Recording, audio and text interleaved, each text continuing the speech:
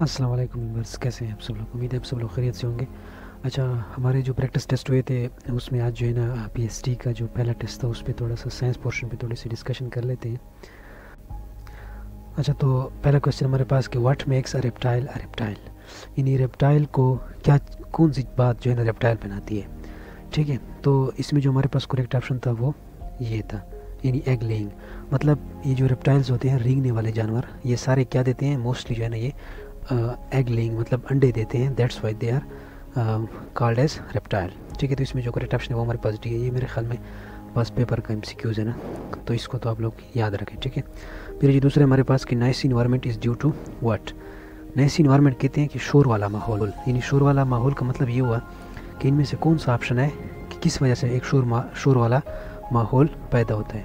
तो इसमें हमारे पास जो करेक्ट ऑप्शन है वो है अनप्लेजेंट साउंड। अनप्लेजेंट साउंड कहते हैं नाखुशगवार आवाज़, यानी जिससे आप तंग होते हों, तो वो एक किस्म का नाइसी इन्वायरमेंट होता है, यानी नाइसी माहौल होता है। ठीक है, अच्छा, फिर तीसरे हमारे पास कि which of the following process are used for separation of insoluble solid from liquid, यानी इनमें से कौन सा प्रोसेस, कौन सा अमल इस्तेमाल होता है सेपरेशन अलहदा करने के लिए, किसको, इनसॉल्युबल सॉलिड को, यानी एक ना हल शुदा सॉलिड को लिक्विड से। यानी फॉर एग्जांपल हमारे पास एक लिक्विड है, ठीक है, फॉर एग्जांपल पानी है। ठीक है, अब इसके अंदर हमने क्या डाला हुआ है, इसके अंदर फॉर एग्जांपल हमने रेत डाला हुआ है या कोई कंकरियाँ वगैरह डाली हुई है। तो अब देखिए, पहले इसके अंदर क्या था, पानी था, मतलब लिक्विड था। ठीक है, अब इसके अंदर हमने जो है ना देखिए कोई कंकरियाँ डाली हुई है या रेत डाली है, तो वो हमारे पास क्या है, ये जो नीचे पड़े हैं ये हमारे पास क्या है, ये हमारे पास इनसॉल्युबल सॉलिड पार्टिकल है। ठीक है, अब हम कैसे इसको इस लिक्विड से सेपरेट कर सकते, तो ये हमारे पास दो प्रोसेस है, फिल्ट्रेशन और डिकेंटेशन, ये दोनों प्रोसेस है। ठीक है, यानी इन दोनों प्रोसेस के ज़रिए से आप जो है ना ये जो इनसॉल्युबल सॉलिड होता है इसको आप लिक्विड से अलहदा कर सकते हो। तो इसमें हमारे पास जो करेक्ट ऑप्शन है वो बोथ ए एंड बी है, और ये मैंने 6th के 7 क्लास के साइंस से उठाया था। ठीक है, वहाँ पे एक लाइन है। ठीक है, तो इसको याद रखें, यानी हम इनसॉल्युबल सॉलिड को लिक्विड से इन दो प्रोसेस के ज़रिए से अलहदा कर सकते हैं, फिल्ट्रेशन एंड डिकेंटेशन।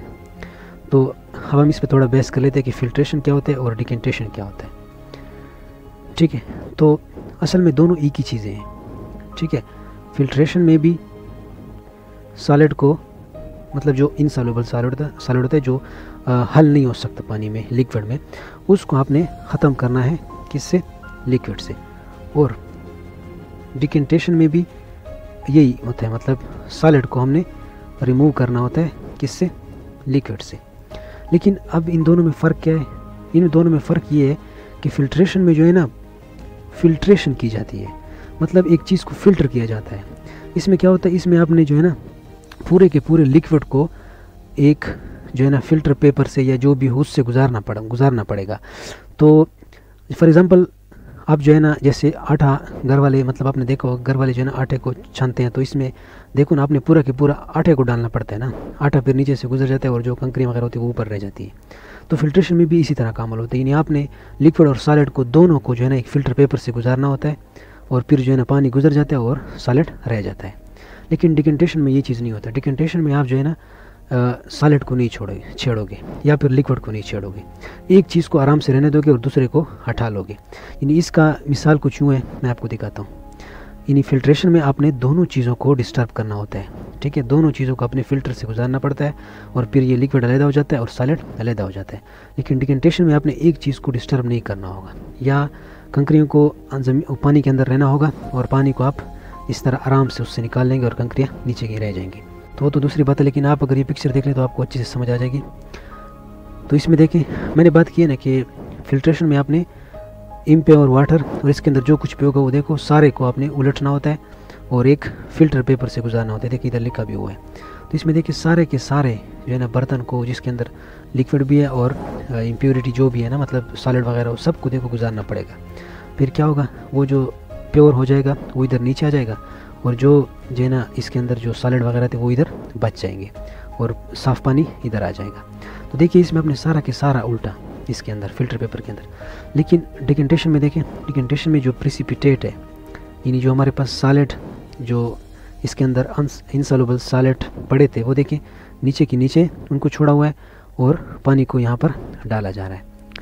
तो देखिए इसमें अंदर पानी को यहाँ से निकाला जा रहा है, लेकिन इनसॉल्युबल जो सॉलिड है उसको डिस्टर्ब नहीं किया जा रहा। तो उम्मीद करता हूँ इसकी आप लोग को इंशाल्लाह कुछ ना कुछ समझ आ गई होगी।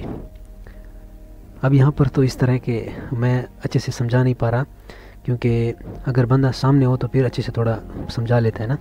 तो उम्मीद करता हूँ आप लोग को इसकी थोड़ी बहुत समझ आ गई होगी। अच्छा, अब नेक्स्ट क्वेश्चन की जानिब जाते हैं। नेक्स्ट क्वेश्चन हमारे पास कि which organ of the body produce the fluid known as bile, यानी इनमें से कौन सा आर्गन हमारे बॉडी में बाइल पैदा करता है। ठीक है, तो पहले तो आप लोग याद रखें, बाइल जो है ना हमारे पास स्मॉल इंटेस्टाइन में खारिज होता है। ठीक है, स्मॉल इंटेस्टाइन में इसको सिक्रीट किया जाता है। ठीक है, और ये कौन इसको सिक्रीट करता है, इसको बनाता लीवर है। ठीक है, याद रखें आप लोग, बाइल को बनाता कौन है, लीवर है, लेकिन स्टोर कौन करता है, इसको गॉल ब्लैडर स्टोर करता है। ये दोनों एमसीक्यूज आप लोगों ने याद रखना है। अब देखिए यहाँ पर प्रोड्यूस की बात की जा रही है, तो आपने लीवर पे लगाना है। लेकिन अगर कहते हैं कि which organ of the body store the fluid known as bile, तो आपने गॉल ब्लैडर पे लगाना है। यानी गॉल बाइल को स्टोर गॉल ब्लैडर करता है, लेकिन उसको बनाता कौन है, लीवर। तो हमारे पास यहाँ पर जो करेक्ट ऑप्शन है वो लीवर है। ठीक है, यानी which organ of the body produce the fluid known as bile, so the organ that produce bile is liver and the organ that store bile is gall bladder. तो उम्मीद करता हूँ इसकी एमसीक्यूज की भी इंशाल्लाह समझ आ गई होगी। अच्छा, और दूसरी बात यह है कि बाइल का अगर आप लोगों से कोई फंक्शन पूछे तो इसका फंक्शन ये है कि ये जो है ना स्मॉल इंटेस्टाइन में खारिज किया जाता है। ठीक है, और ये हेल्प इन डाइजेशन। तो आगे इतना डीप नहीं जाना, बस आप लोग ये याद रखें ये हमारे डाइजेशन में मदद करता है। ठीक है, खुराक की डाइजेशन में। अच्छा, अब नेक्स्ट क्वेश्चन की जानिब जाते हैं। नेक्स्ट क्वेश्चन हमारे पास कि which of the following is the richest source of calcium for teeth. तो ये तो आप लोगों ने 4th क्लास की साइंस बुक में देखा होगा स्टार्ट में। टीथ के लिए जो कैल्शियम ज़रूरत होता है उसके जो सोर्सेज है वो हमारे पास बनाना, मिल्क, एग, ठीक है, और एक और भी था। तो ये जो है ना ये सारे के सारे इसके सोर्सेज हैं। ठीक है, लेकिन इसमें जो सबसे हमारे पास रिचेस्ट है वो ये मिल्क है। ठीक है, तो अगर आपसे रिचेस्ट सोर्स का पूछे तो आपने मिल्क पे लगाना है। लेकिन अगर आपसे पूछे कि which of the following are the sources for calcium, तो आपने आल के ऊपर लगाना है। ठीक है, तो ये जो है ना 4th क्लास के साइंस बुक से उठाया गया है, ये आप लोग देख लें। ठीक है, पहले चैप्टर में है।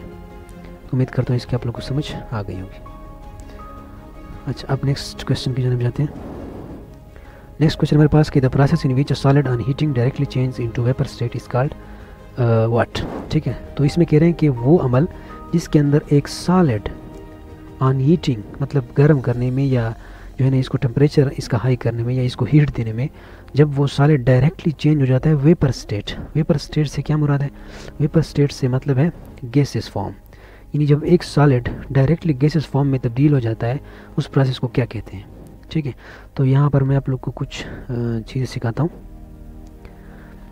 अच्छा, फॉर एग्ज़ाम्पल ये है हमारे पास सॉलिड, यानी फॉर एग्ज़ाम्पल आइस ले लें। ठीक है, बर्फ़।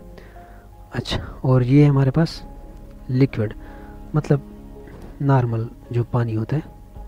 ठीक है, और ये हमारे पास गैस फॉर्म है वाटर, बुखारात। ठीक है, या वेपर। अब देखिए जब आइस लिक्विड में तब्दील होता है तो इस प्रोसेस को तो आप लोगों को पता होगा मेल्टिंग कहते हैं। ठीक है, या इसको आप लोग फ्यूजन भी कह सकते हैं। और अगर इस लिक्विड को गैसेस यानी बुखारात में तब्दील करें तो या तो आप लोगों को पता है इसको क्या कहते हैं, वेपोराइजेशन।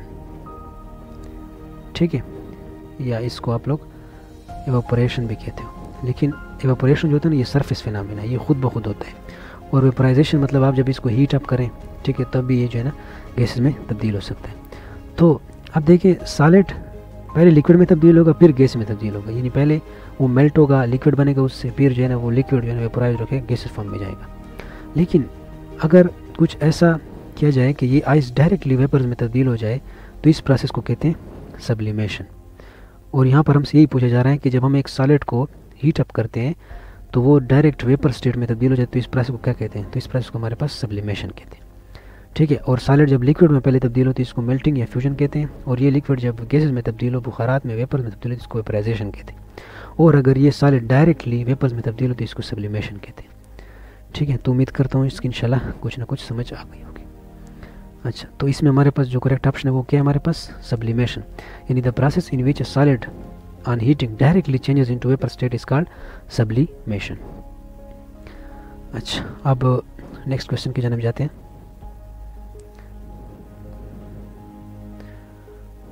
नेक्स्ट क्वेश्चन है हमारे पास, which of the following are also called as lungs of the nature, यानी इनमें से कौन सा वाला हमारे पास यानी लंग्स ऑफ द नेचर है। ठीक है, लंग्स ऑफ द नेचर से मुराद के कुदरत के फेफड़े।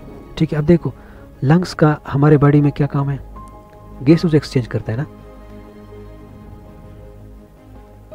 गैसेस एक्सचेंज से मतलब CO2 को ये बाहर निकालता है और ऑक्सीजन को ये अंदर लेता है।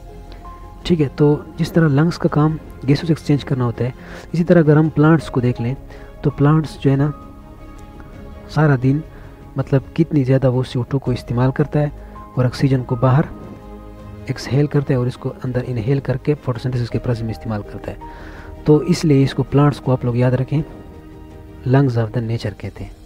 ठीक है, और ये 7th के 8th क्लास के साइंस बुक में TDBD या इंपॉर्टेंट पॉइंट्स में लिखा हुआ है साइड में। ठीक है, तो उम्मीद करते हैं इसकी आप लोग को इंशाल्लाह समझ आ गई होगी।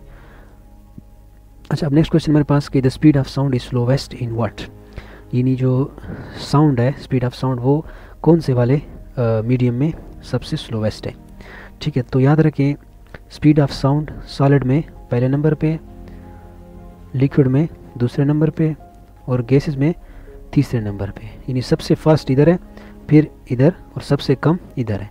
और वैक्यूम में याद रखें speed of sound can not travel because में वैक्यूम में कोई मीडियम नहीं है।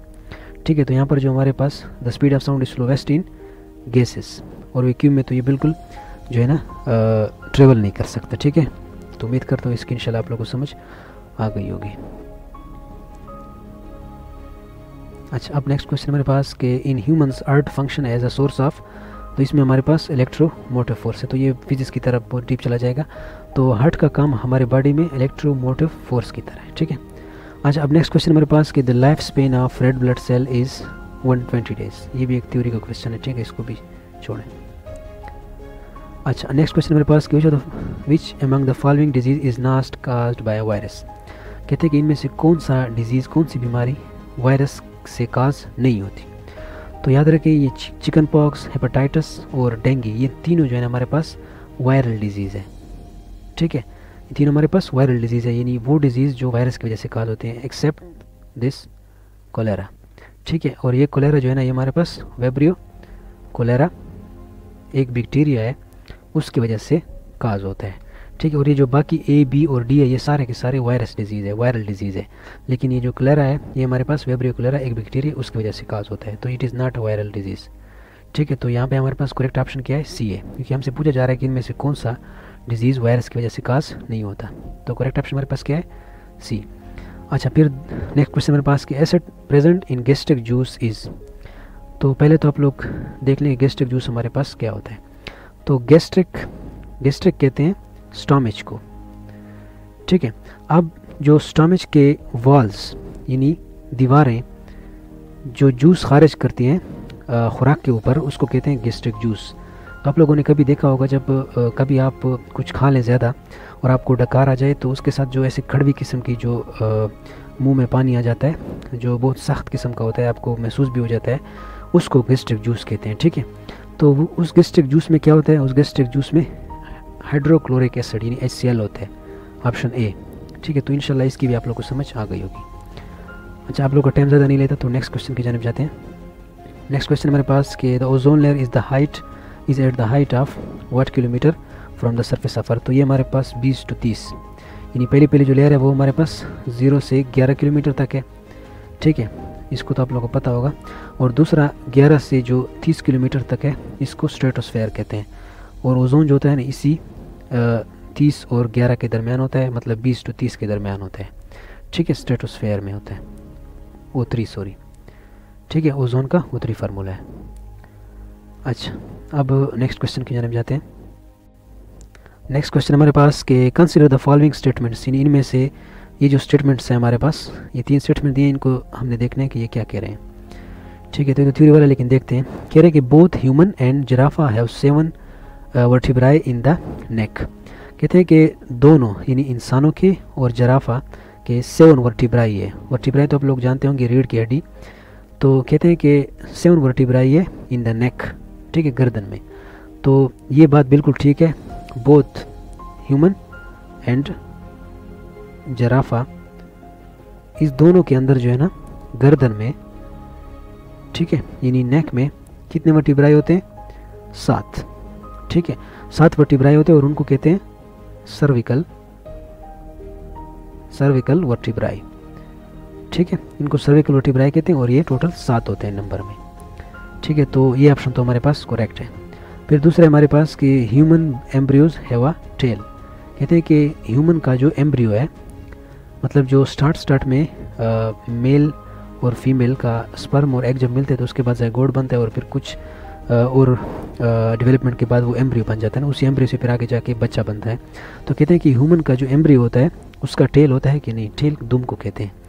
तो याद रखें, ह्यूमन के एम्ब्रियो का भी टेल होता है, लेकिन वो सिर्फ पहले की जो कुछ उनके पीरियड है, गेस्टेशन पीरियड है, उसी में होता है। आखिर में फिर जो है ना वो ख़त्म हो जाता है। तो इसकी कुछ इमेजेस हैं मेरे पास, मैं आप लोग को दिखाता हूँ। ये देख लें आप लोग। ठीक है, ये देख लें, ये जो है ना हमारे पास पहले जो स्टार्ट में बच्चा बन रहा होता है उसके एम्ब्रियो, ये हमारे पास कुछ और जानवरों के हैं। तो आप लोग देख लें, इसकी भी टेल है ये। तो देखें, वक्त के साथ इसकी ये टेल होती है, इसकी भी है, तो इनकी भी वक्त के साथ फिर भी होती है जब ये बड़े हो जाते हैं। लेकिन ये जो है ना, ये वाला, ये जो पोर्शन है, ये ह्यूमन का है। ठीक है, तो आप लोग देखें, ह्यूमन का भी स्टार्ट में टेल होता है। ये देख लें, ये इसका बाकियों की तरह, बाकियों के एम्ब्रियो की तरह इसका भी टेल होता है, लेकिन वो वक्त के साथ फिर क्या हो जाता है? ख़त्म हो जाता है। ठीक है, तो ये वाला ऑप्शन भी हमारे पास करेक्ट है। ठीक है, तो बोथ ह्यूमंस एंड जिराफा, यानी दोनों इंसानों और जिराफा के भी 7 वर्टिब्राई होते हैं, ये ऑप्शन भी करेक्ट है। Both humans embryo have tail, ये भी हमारे पास करेक्ट है। Kangaroos are endemic to Australia. कहते हैं कि जो कैंगरू होता है वो एंडेमिक टू ऑस्ट्रेलिया। एंडेमिक कहते हैं कि किसी एक जगह तक में दूध हो जाना। तो आपने देखा होगा कैंगरू जो होते हैं ना वो सिर्फ ऑस्ट्रेलिया में, मोस्टली ये ऑस्ट्रेलिया में पाए जाते हैं। इस वजह से ये बात मशहूर है कि kangaroos are endemic to Australia. तो यहाँ पर जो हमारे पास है कि which among the above statement is are true, इनमें से कौन सी बातें ठीक थी? तो इनमें जो है ना तीनों की तीनों बातें ठीक थी। So all of this. तो उम्मीद करता हूँ इंशाल्लाह इसकी आप लोगों को समझ आ गई होगी। अच्छा, अब नेक्स्ट क्वेश्चन की जानब जाते हैं। नेक्स्ट क्वेश्चन हमारे पास कि medulla oblongata is a part of what. ठीक है, तो याद रखें, मेडोला ऑब्लांगेटा ये नाम तो आप लोगों ने सुना होगा, और ये जो है ना ह्यूमन ब्रेन का हिस्सा है। ठीक है, और ये ह्यूमन ब्रेन के कौन से हिस्से में पाया जाता है? ये हमारे पास हाइंड ब्रेन में पाया जाता है। ठीक है, ह्यूमन ब्रेन का जो हाइंड ब्रेन पार्ट है उसमें ये पाया जाता है, मेडोला ऑब्लांगेटा। तो यहाँ पर हमारे पास जो करेक्ट ऑप्शन है वो बी है। अच्छा, अब नेक्स्ट क्वेश्चन की जानब जाते हैं। नेक्स्ट क्वेश्चन है हमारे पास कि डोली is the name of what. तो याद रखें, हमारे पास जो सबसे पहले जो क्लोनिंग हुई थी, क्लोनिंग, उसमें पहला जो हमारे पास कुछ ऑर्गेनिज्म बना था वो हमारे पास डोली थी। ठीक है, यानी फर्स्ट क्लोन्ड ऑर्गेनिज्म वाज डोली, और ये हमारे पास एक शिप है। ठीक है, तो डोली is the name of first cloned ship, तो ये करेक्ट ऑप्शन है। अच्छा, नेक्स्ट क्वेश्चन की जानब जाते हैं। नेक्स्ट क्वेश्चन हमारे पास which of the following macro organism, यानी इनमें से कौन सा मैक्रो ऑर्गेनिज्म कहते हैं खुर्दबीनी ऑर्गेनिज्म, जानदार, यानी वो ऑर्गेनिज्म जो सिर्फ द खुर्दबीन यानी माइक्रोस्कोप से आपको नज़र आए, काज डिजीज़, बीमारियाँ फैलाते हैं, like polio and chicken pox. यानी इनमें से कौन से माइक्रो ऑर्गेनिज्म, ये जो 4 ऑप्शन दिए गए हैं, इनमें से कौन से माइक्रो ऑर्गेनिज्म पोलियो और चिकन पॉक्स फैलाते हैं या काज करते हैं, वजह बनते हैं? तो देखें, तो ये जो पोलियो और चिकन पॉक्स बीमारियां हैं, ये याद रखें, ये वायरस की वजह से काज होती है। तो करेक्ट ऑप्शन हमारे पास डी है। तो इंशाल्लाह इसकी भी आप लोग को समझ आ गई होगी। अच्छा, फिर नेक्स्ट क्वेश्चन हमारे पास कि the natural fats and oils, यानी जो कुदरती फैट्स और ऑयल्स होते हैं, इसके अंदर क्या होता है? तो पहले तो आप लोग ये देख लें कि ये हमारे पास कौन से जो है ना फैट्स एंड ऑयल होते क्या हैं। तो याद रखें, फैट्स एंड ऑयल हमारे पास लिपिड्स होते हैं। ठीक है, और लिपिड्स के अंदर क्या क्या पाया जाता है? लिपिड्स के अंदर कार्बन, हाइड्रोजन और ऑक्सीजन। तो ये हमारे पास ऑप्शन ए इज़ करेक्ट। अच्छा, अब नेक्स्ट क्वेश्चन मेरे पास कि the energy value of food is measured in what, यानी जो खुराक हम खाते हैं उसकी एनर्जी को किस चीज़ में मेजर किया जाता है। तो ये तो कैलोरीज होता है, ये तो आप लोग को पता होगा। ये जो ग्लूकोज के डब्बों पे या खुराक के बच्चों को जो खिलाई जाती है, इनके डब्बों पे आपने देखा होगा कैलोरीज लिखा होता है, ठीक है। तो खुराक की जो एनर्जी होती है उसको कैलोरीज में मेजर किया जाता है। अच्छा, अब नेक्स्ट क्वेश्चन मेरे पास कि the fourth state of matter is, ये तो आप लोग सिंपल है, प्लाज्मा है, ठीक है। यानी पहला स्टेट हमारे पास सॉलिड, लिक्विड एंड गैस, ये हमारे पास पहले 3 मैटर के स्टेट है, और चौथा जो है हमारे पास प्लाज्मा। तो इंशाल्लाह उम्मीद करता हूँ इसकी आप लोग को समझ आ गई होगी। अच्छा, तो पीएचडी प्रैक्टिस टेस्ट होता है, उसके साइंस पोर्शन को भी इसी के साथ ही देख लेते हैं। तो हमारे पास जो पहला क्वेश्चन है वो है the process of respiration in plants do what, यानी जो प्लांट्स के अंदर रिस्पायरेशन प्रोसेस होता है उससे क्या होता है। मेक्स ग्लूकोज, यानी ग्लूकोज बनाता है, मेक्स ऑक्सीजन, ऑक्सीजन बनाता है, मेक्स कार्बन डाइऑक्साइड, यानी रिस्पायरेशन हमारे पास कार्बन डाइऑक्साइड को बनाता है, अकर्स ओनली एट नाइट, सिर्फ रात को होता है। तो इनमें से कौन सा ऑप्शन ठीक है। ठीक है, तो रिस्पायरेशन देख लें, ये क्या होता है हमारे पास। ठीक है, रिस्पायरेशन को कहते हैं अम्ले तनफुस, ठीक है, अम्ले तनफुस, और ये प्लांट एंड एनिमल दोनों में होता है, ठीक है। ये डे एंड नाइट दोनों टाइम होता है। इसमें क्या प्रोसेस होता है, देखिए इसमें जो है ना एनर्जी को रिलीज़ किया जाता है, यानी इससे जो एनर्जी फोटोसिंथेसिस में स्टोर हुई थी उसको यहाँ पर रिलीज़ कर दिया जाता है। अच्छा, तो देखते हैं कि रिस्पायरेशन में जो है ना कैसी एनर्जी को रिलीज़ किया जाता है। तो वो जो फोटोसिंथेसिस में ग्लूकोज बना था C6H12O6, उसको अब जो है ना इस रिस्पायरेशन प्रोसेस के अंदर इस्तेमाल किया जाएगा। किस किस के साथ मिलके देखें, ऑक्सीजन और इस दोनों ग्लूकोज को इस्तेमाल किया जाएगा, और इससे देखिए अब क्या आगे क्या प्रोडक्ट हमारे पास बनेगा। इससे बनेगा CO2 जमा H2O जमा एनर्जी को रिलीज़ कर दिया जाता है in the form of ATP, ठीक है। तो अब देखें, अब इसमें क्या हुआ है, ये जो रिस्पायरेशन प्रोसेस हुआ इसमें ग्लूकोज जो था उसको यूज़ किया गया है, ठीक है, ऑक्सीजन को यूज़ किया गया है, ठीक है, और कार्बन डाइऑक्साइड क्या हुआ हमारे पास यहाँ पर बना है, यानी मेक, ठीक है। तो अब देखिए, आप क्वेश्चन की जाने जाते हैं कि the process of respiration in plants, यानी पौधों में जो रिस्पायरेशन का अमल होता है वो क्या करता है। मेक्स ग्लूकोज, नहीं, ये तो गलत है हमारे पास, क्योंकि ग्लूकोज को कौन बनाता है, ग्लूकोज को तो फोटोसिंथेसिस बनाता है, यहाँ पर तो ये इस्तेमाल होता है, तो ये ऑप्शन हमारे पास गलत है। मेक्स ऑक्सीजन, तो देखिए यहाँ पर ये इस्तेमाल हुआ है या बना है, ये तो इस्तेमाल हुआ है ना ऑक्सीजन, तो ये भी हमारे पास गलत है। मेक्स कार्बन डाइऑक्साइड की जो रिस्पायरेशन होता है वो प्लांट में कार्बन डाइऑक्साइड को बनाता है, यस ये बनता है, ठीक है। तो ये हमारे पास जो करेक्ट ऑप्शन है वो सी है। और चौथा है हमारे पास अकर ओनली एट नाइट, कि जो प्लांट्स में रिस्पायरेशन का अमल होता है वो सिर्फ रात को होता है, नहीं ये तो गलत है, मैंने पहले आप लोगों को बताया कि ये डे एंड नाइट प्रोसेस है।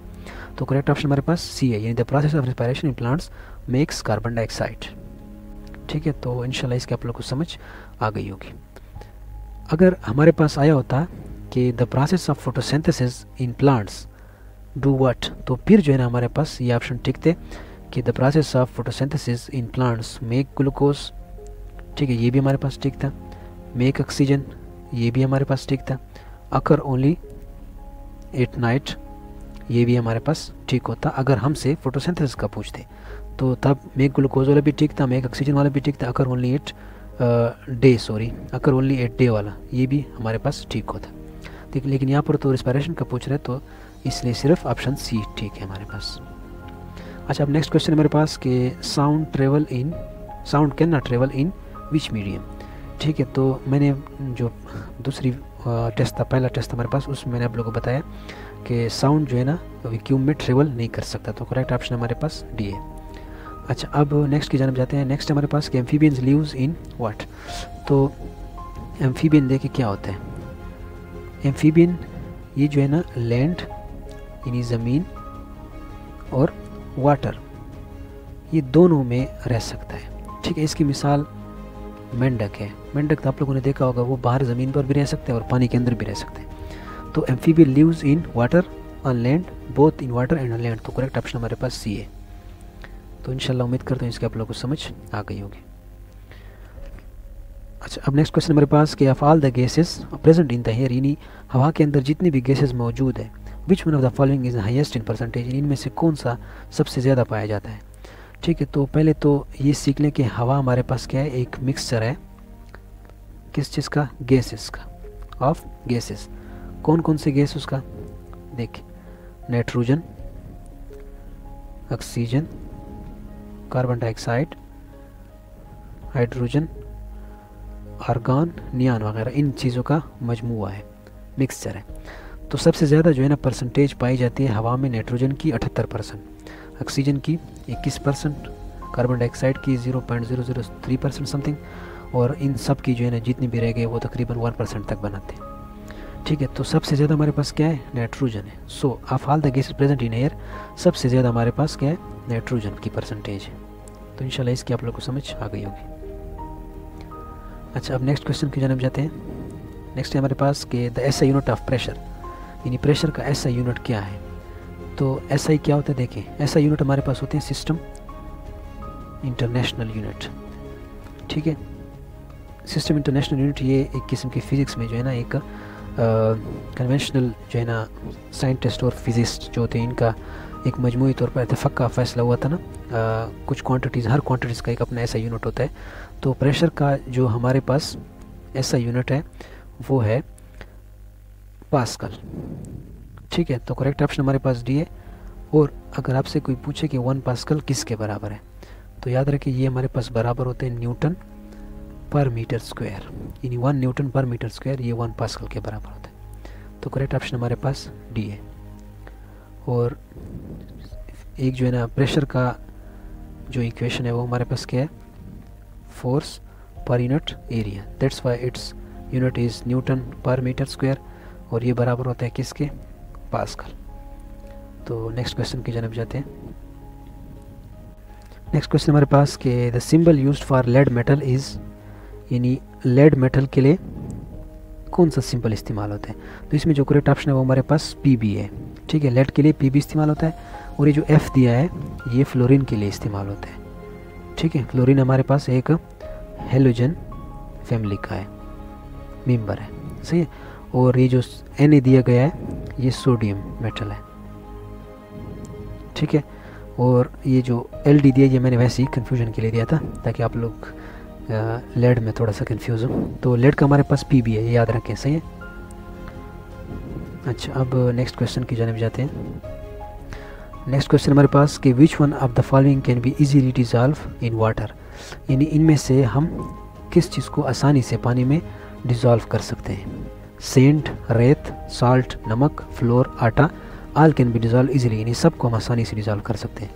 तो इसमें जो हमारे पास करेक्ट ऑप्शन है वो साल्ट है, यानी साल्ट जो है ना आसानी से पानी में डिज़ोल्व हो सकते हैं। वो किस वजह से, वो आयनिक बॉन्ड की वजह से। ठीक है, आयनिक बॉन्ड की वजह से वो बहुत आसानी से डिज़ोल्व हो सकते हैं। तो करेक्ट ऑप्शन हमारे पास बी है। अच्छा, अब नेक्स्ट क्वेश्चन हमारे पास which one component of blood helps to the blood to clot and stop bleeding, यानी ब्लड का कौन सा कंपोनेंट ब्लड के क्लॉट होने में, यानी जो ब्लड क्लॉट हो जाता है और ब्लीडिंग को स्टॉप करने में मदद करता है। तो ये याद रखें हमारे पास प्लेटलेट्स जो होते हैं ना ये हेल्प करते हैं ब्लड क्लॉटिंग में और ब्लीडिंग को स्टॉप करने में। ठीक है, तो करेक्ट ऑप्शन हमारे पास सी है। अच्छा, अब नेक्स्ट क्वेश्चन है कि hydrocarbons are compounds of what. तो हाइड्रोकार्बन्स, ठीक है, तो हाइड्रोकार्बन हमारे पास कंपाउंड है किस चीज़ के, कार्बन और हाइड्रोजन के। तो करेक्ट ऑप्शन हमारे पास ए है। ठीक है, और हाइड्रोकार्बन के जो है ना सबसे जो ज़बरदस्त मिसाल है वो मीथेन गैस है। ठीक है, तो इसमें आप लोग देख सकते हैं इसका जो फार्मूला है वो हमारे पास CH4, यानी कार्बन और हाइड्रोजन। ठीक है, तो हाइड्रोकार्बन में क्या होता है, कार्बन और हाइड्रोजन होते हैं, लेकिन इसके और भी डेरिवेटिव्स हैं, फिर उसमें मुख्तलिफ बातें हैं ना, लेकिन यहाँ पर हमसे सिर्फ हाइड्रोकार्बन्स का पूछा जा रहा है। अच्छा, फिर अच्छा, तो नेक्स्ट है कि the organ which does not produce any digestive secretion, इनमें से कौन सा ऑर्गन डाइजेस्टिव सिक्रीशन पैदा नहीं करता। ठीक है, तो देखते हैं। तो पहला है लिवर, यानी लिवर कोई डाइजेस्टिव सिक्रीशन करता है या नहीं करता। तो जी हाँ, लिवर तो करता है। तो अभी मैंने पहले टेस्ट में आप लोगों को बताया ना कि ये बाइल खारिज करता है, बनाता है। तो जब खारिज करता है तो इसका मतलब वो सिक्रीशन कर रहा है ना, तो ये तो हमारे पास ठीक है कि ये तो करता है। फिर है हमारे पास किडनी। तो किडनी देखें ना, kidney does not produce any digestive, तो किडनी का तो डाइजेशन के साथ कोई काम ही नहीं है ना, तो ये डाइजेस्टिव सिक्रेशन करेगा ही नहीं, तो ये वाला ऑप्शन हमारे पास करेक्ट है। यानी the organ which does not produce any digestive secretion is kidney, क्योंकि पनक्रियाज भी हमारे पास क्या खारिज करता है, पनक्रियाज हमारे पास पनक्रियाटिक जूस खारिज करता है, तो ये भी डाइजेस्टिव सिक्रेशन करता है। इसी तरह स्टमक जो है ना हमारे पास गैस्ट्रिक जूस खारिज करता है, तो ये भी सही है। लेकिन जो किडनी है ना ये कोई डाइजेस्टिव सिक्रेशन नहीं करता, इसलिए इस क्वेश्चन का जो जवाब है वो हमारे पास बी है, क्योंकि यहाँ पर हमसे पूछा जा रहा है कि कौन सा डाइजेस्टिव सिक्रेशन नहीं करता। तो लीवर भी करता है, पनक्रियाज भी करता है, स्टमक भी करता है, लेकिन किडनी नहीं करता। तो इंशाल्लाह इसकी आप लोगों को समझ आ गई होगी। तो नेक्स्ट क्वेश्चन की जानब जाते हैं। नेक्स्ट क्वेश्चन हमारे पास कि here is a dash of heat, यानी हियर हमारे पास क्या है, हीट ट्रांसफ़र का इंसुलेटर है, बैड इंसुलेटर है, गुड कंडक्टर है या बैड कंडक्टर है। तो ये तो एक फिज़िक्स की बुक से मैंने एक मतलब बिल्कुल एक किस्म का जो है ना लाइन उठाई है। तो air is a bad conductor of heat, तो ये तो आप लोगों ने एक सॉलिड एमसीक्यू है, इसको तो याद रखना है, air is a bad conductor of heat. अच्छा, नेक्स्ट है हमारे पास कि the earth atmosphere divided into 5 atmospheric layer, the ozone layer is in the what. ठीक है, यानी अर्थ एटमॉस्फेयर के जो 5 एटमॉस्फेरिक लेयर्स हैं उनमें से ओजोन कौन से में पाया जाता है, तो याद रखिए ओजोन स्ट्रेटोस्फेयर में पाया जाता है। सही है, ozone is found in stratosphere layer of atmosphere. ठीक है, तो करेक्ट ऑप्शन हमारे पास ए है, और ओजोन का जो फार्मूला है वो O3 है। ठीक है, अच्छा अब नेक्स्ट की जानिब जाते हैं। नेक्स्ट है हमारे पास कि the density of water is what, तो डेंसिटी ऑफ वाटर जो है ना वो हमारे पास 1 ग्राम पर सेंटीमीटर क्यूब है। ठीक है, और डेंसिटी क्या होती है, डेंसिटी हमारे पास होता है मास पर यूनिट वॉल्यूम। ठीक है, तो देखिए, ये देखिए ग्राम पर सेंटीमीटर लिखा हुआ है ना, क्यूब, मास पर यूनिट वॉल्यूम यानी ग्राम पर सेंटीमीटर क्यूब, और डेंसिटी कितनी है वाटर की, 1 ग्राम पर सेंटीमीटर क्यूब। ठीक है, अच्छा अब नेक्स्ट की जानब जाते हैं। नेक्स्ट है हमारे पास कि all of the following substances are crystalline, यानी जितने भी नीचे सब्सटेंसेस दिए गए हैं ये सारे क्रिस्टलाइन है एक्सेप्ट विच वन। ठीक है, तो ये जो है ना सॉलिड के कुछ किस्में हैं क्रिस्टलाइन और नॉन क्रिस्टलाइन। तो ये जो आइस है ये हमें दिए गए ये भी क्रिस्टलाइन है, डायमंड जो दिए गए ये भी क्रिस्टलाइन है, सक्रोज जो दिया गया ये भी क्रिस्टलाइन है, लेकिन ये जो प्लास्टिक है ये हमारे पास नॉन क्रिस्टलाइन है। ठीक है, तो यहाँ पर जो करेक्ट ऑप्शन है वो हमारे पास डी है। बाकी इसमें डीप में नहीं जा सकते तक, क्योंकि फिर बहुत ज़्यादा टाइम लगेगा इस पर। अच्छा, अब नेक्स्ट क्वेश्चन हमारे पास कि vitamin A is found in the what, यानी विटामिन ए किस में पाया जाता है, तो ये तो ग्रीन वेजिटेबल्स में पाया जाता है, और ये तो बुक की एक लाइन है। अच्छा, अब नेक्स्ट है कि the number of temperature of human body is what, यानी जो ह्यूमन बॉडी का टेम्परेचर है वो हमारे पास क्या चीज़ है, तो ये तो आप लोग को पता है कि ये सेंटीग्रेड में हमारे पास 37 डिग्री सेंटीग्रेड है, लेकिन यहाँ पर मैंने सेंटीग्रेड में नहीं दिया था, कन्फ्यूज़न के लिए मैंने 37 फ़ारेनहाइट दिया था, लेकिन इसका जो करेक्ट ऑप्शन है वो हमारे पास 98.6 फ़ारेनहाइट है, क्योंकि 37 डिग्री सेंटीग्रेड फ़ारेनहाइट में 98.6 के बराबर है। तो करेक्ट ऑप्शन हमारे पास डी है।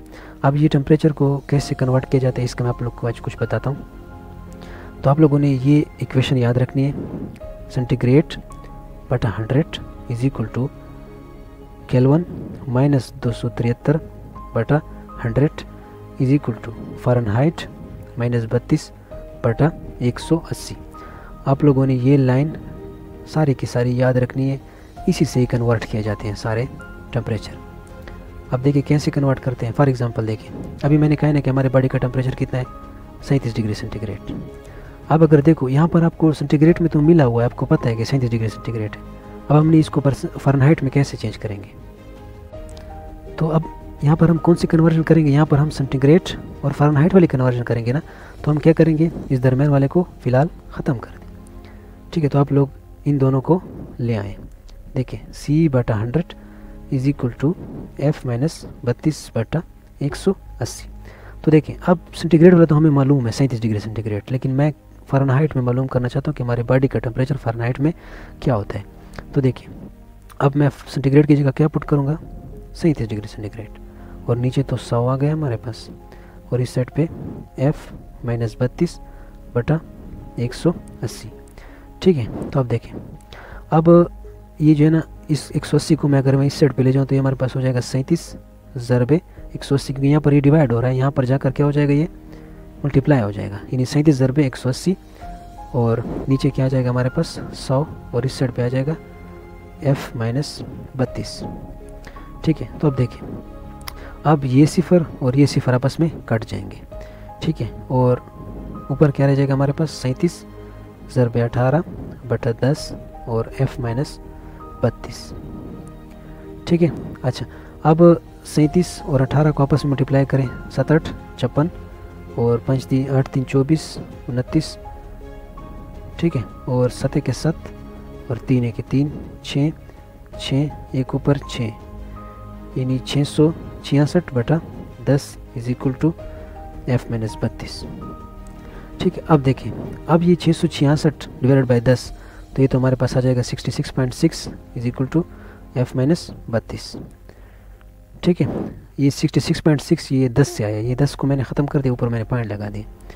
ठीक है। अब देखें, अब ये माइनस 32 जब इस साइड पे आएगा तो ये क्या हो जाएगा प्लस 32, यानी 66.6 plus 32 is equal to Fahrenheit. तो आप इनको आपस में जमा कर लें, ये हमारे पास होता है 98.6 फ़ारेनहाइट। ठीक है, यानी जो 37 डिग्री सेंटीग्रेड था हमारे पास, वो फ़ारेनहाइट में किसके बराबर है, 98.6।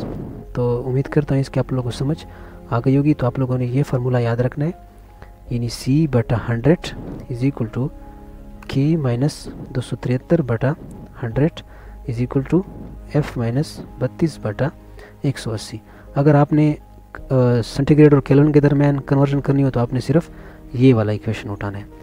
अगर आपने जो है ना केल्विन और फ़ारेनहाइट के दरमियान करनी तो आपने सिर्फ ये वाली इक्वेशन उठानी है। इसी तरह सेंटीग्रेड और फ़ारेनहाइट को तो मैंने अभी आप लोग बता दिए। तो इंशाल्लाह उम्मीद करता हूँ इसके आप लोग को समझ आ गई होगी।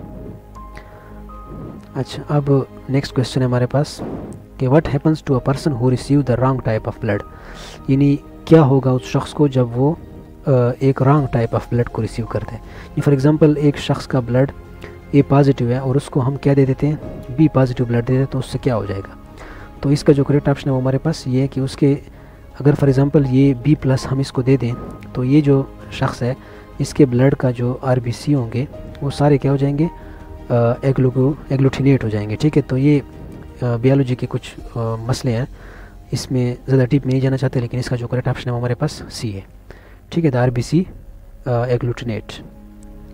अच्छा, तो अब नेक्स्ट क्वेश्चन की जानब जाते हैं कि the heat in metal rod flows by the process of, for example ये कोई मेटल रॉड है, तो इसमें फॉर एग्जांपल इसको मैं यहाँ से हीट अप कर रहा हूँ, तो ये हीट सारी की सारी रॉड में किस वजह से फैलती है, कंडक्शन की वजह से फैलती है। ठीक है, यानी पहले ये वाला एटम हीट होता है, फिर इसके साथ दूसरा, फिर दूसरा, फिर दूसरा, फिर दूसरा, फिर दूसरा, और हीट इस तरह फैल दी जाती है सारे के सारे मेटल रॉड में, यानी लोहे के रॉड में। तो उम्मीद करता हूँ इसके आप लोग को इंशाल्लाह समझ आ गई होगी। अच्छा, नेक्स्ट है कि the flow of electron is called what, यानी इलेक्ट्रॉन के फ्लो को क्या कहते हैं। So flow of electron is called current. तो ये तो सिंपल क्वेश्चन है। अच्छा, फिर नेक्स्ट क्वेश्चन हमारे पास कि blood is carry toward the heart from the whole body by what, यानी ये फॉर एग्जांपल हमारे पास हार्ट है, तो ब्लड इज़ कैरिड यानी हार्ट की तरफ ले जाया जाता है, towards heart from the whole body, यानी हार्ट की तरफ ले जाया जाता है तमाम बॉडी से लेकर हार्ट की तरफ लाता है कौन, वेन। ठीक है, तो करेक्ट ऑप्शन हमारे पास क्या है, सी, यानी सारे बॉडी से वेन खून को कलेक्ट करके दिल की तरफ लाता है, और जब दिल में उसका जो है ना ऑक्सीजनेशन और डीऑक्सीजनेशन हो जाती है, उसके बाद पूरे बॉडी तक फिर वापस कौन लेकर जाता है, आर्टरीज। ठीक है, मतलब blood is carried from body, from whole body towards heart by vein, and blood is carried from the heart towards the whole body by arteries, यानी आर्टरीज दिल से खून को ले जाते हैं और वेन्स दिल की तरफ लेकर जाते हैं। तो इसके लिए आप लोग ये वाला सिंबल याद रखें, और आर्टरीज के लिए आप लोग ये वाला सिंबल याद रखें। ठीक है, तो इंशाल्लाह उम्मीद करता हूँ इसकी आप लोगों को समझ आ गई होगी। तो इंशाल्लाह फिर नेक्स्ट वीडियो में मिलते हैं, अपना ख्याल रखें और मुझे स्पेशल दुआ में याद रखें। ठीक है, शुक्रिया।